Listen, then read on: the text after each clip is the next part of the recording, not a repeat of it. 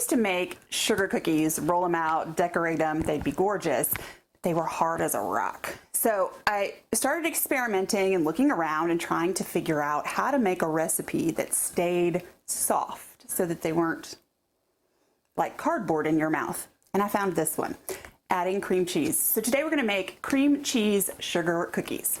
I start with an 8-ounce block of cream cheese that's room temperature, a cup of butter that is ice cold, so it's been in the refrigerator.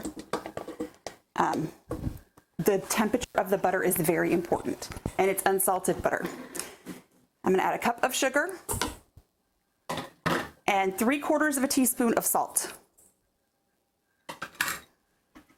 Now, the other important thing about this recipe is we are only going to stir it. We're not gonna whip it up because you don't wanna get a lot of air in it. That's when your sugar cookies spread and they don't maintain the shape of whatever it is you're trying to do. So,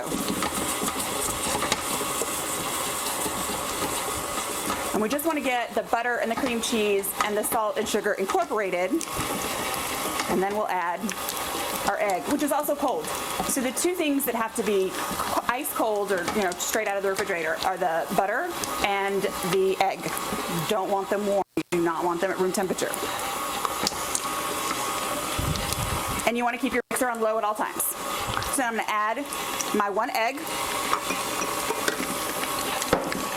and a half a tablespoon of vanilla. And once that's all incorporated, we'll add our flour. The recipe calls for 4 cups. I'm going to add about 3 cups and then add a little bit at a time to make sure we get the right consistency. We live in Texas, where heat and humidity affects your recipe.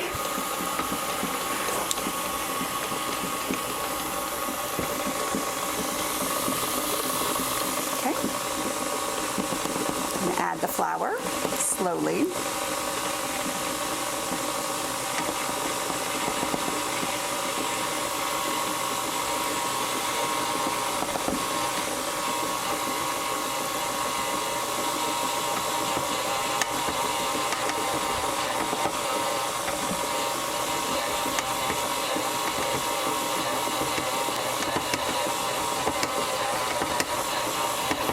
Okay, so I've got about 3/4 of a cup of flour left. And the last thing we're gonna do is knead that last 3/4 of a cup in by hand. So, take all of this off of my paddle, like this. And I do the last little bit by hand so that I can make sure the consistency stays the way I want it. It doesn't get too dry, it's not too wet. And I'll show you how to test that.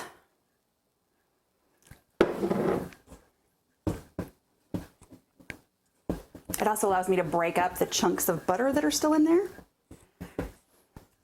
Because, as you know, when you bake butter, if it's still into chunks, that will spread.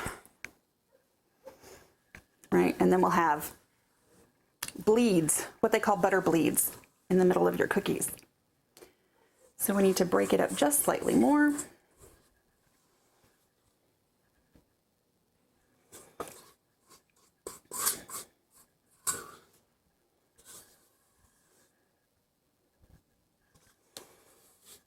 There we go.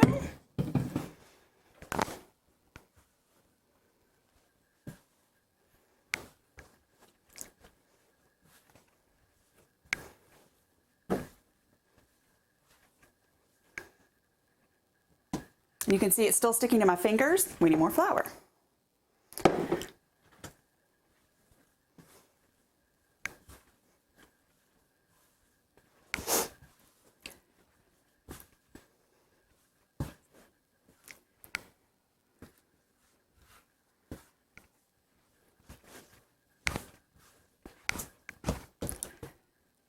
And there we got a chunk of butter. So I'm just going to smash it between my fingers and roll it back in. More flour.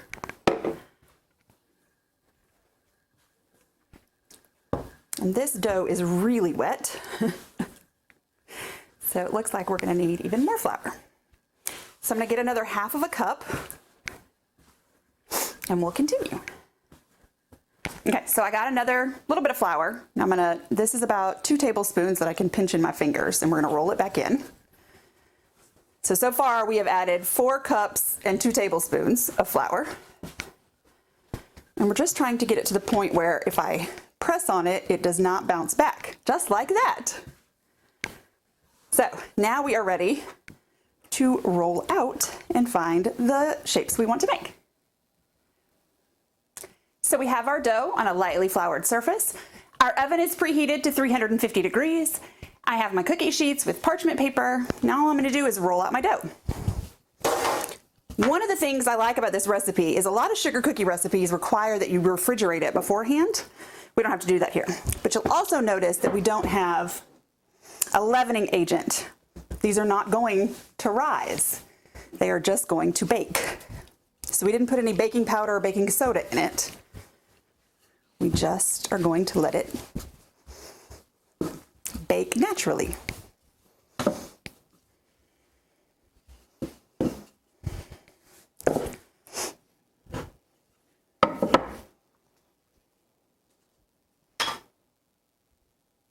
And there we are. I'm going to keep cutting out until I've used all the dough.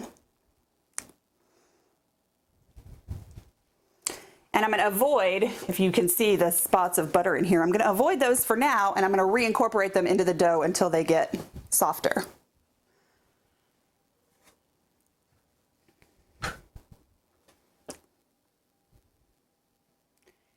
You also don't have to space these as far apart on your cookie sheet because they're not going to expand. We didn't put baking soda or baking powder in there. Which is kind of nice. Okay. Now I'm going to roll it back up.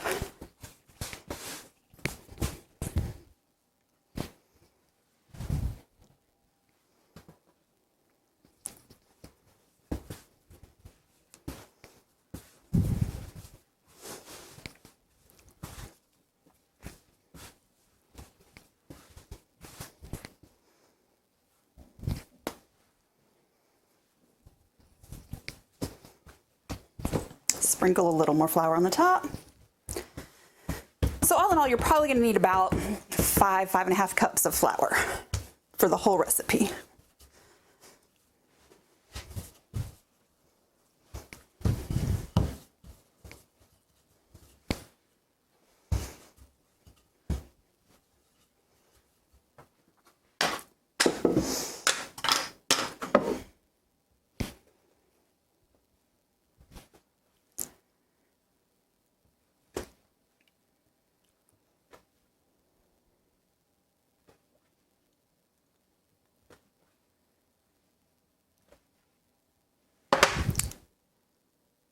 So we're going to bake these in a 350 degree oven for about 12 minutes.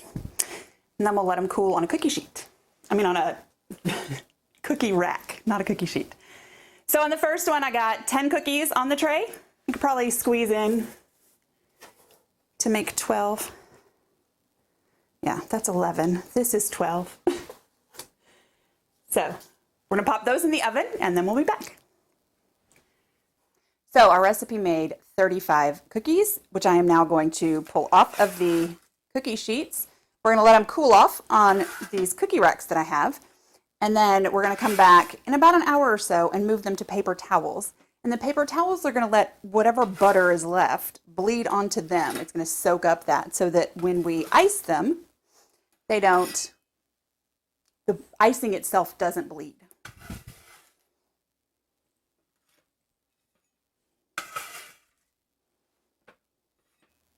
So we have let our cookies cool on the cookie rack. Now I'm just going to take a cookie sheet. I have a 3-ply of paper towel I'm going to lay down, and I'm just going to arrange them on the paper towel so that they're in a single layer, not on top of each other.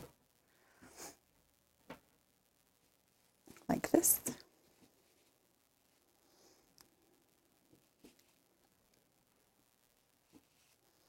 And then we're going to add another layer of paper towels. for the next stack. And undo 3.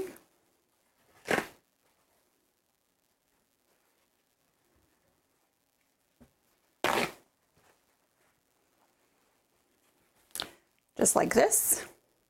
And we're going to leave these overnight so that any butter that is left out can seep into the paper towels. So when we ice them with our royal icing, which you can see on a separate video, the icing won't bleed. It'll stay directly on the cookie.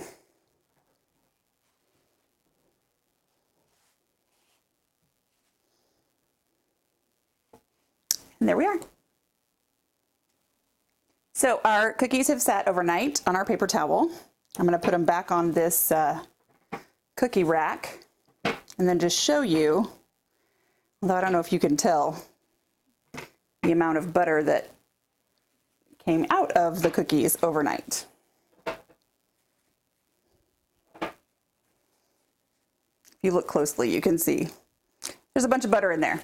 So now we can ice our cookies with our royal icing, which is a separate video, and the icing won't bleed all over the cookies. It'll stay right where it's at. And that's it.